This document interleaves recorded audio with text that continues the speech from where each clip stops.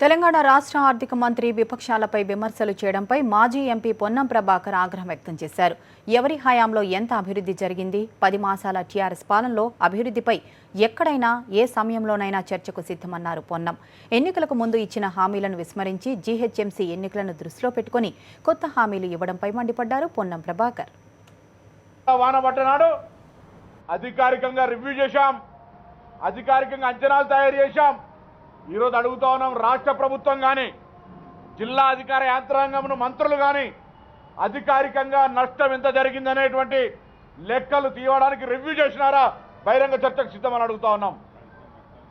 ఎక్కడైనా కనీసం ఇదే శాసనసభ్యుడిగా ఉన్నప్పుడు ఈనాడు సివిల్ సప్లైస్ మినిస్టర్ తడిసిన ధాన్యం కొనకపోతే ఊరుకోమన్న వ్యక్తి జాయింట్ కలెక్టర్స్ మీటింగ్లో మేము తడిసిన ధాన్యం కొనుగోలు చేయలేదనే మాటకు ముక్కు భూమికి రాస్తారని అడుగుతా ఉన్నాం. ఈరోజు నేరుగా స్టేట్మెంట్ ఇచ్చినారు జాయింట్ కలెక్టర్స్ మీటింగ్లో, తడిసిన ధాన్యం కొనే ప్రసక్తి లేదని. నిన్నటి వేములవాడలో 2000 క్వింటాళ్ళు ధాన్యం తడిసిపోయింది. ఎవరు దిక్కు?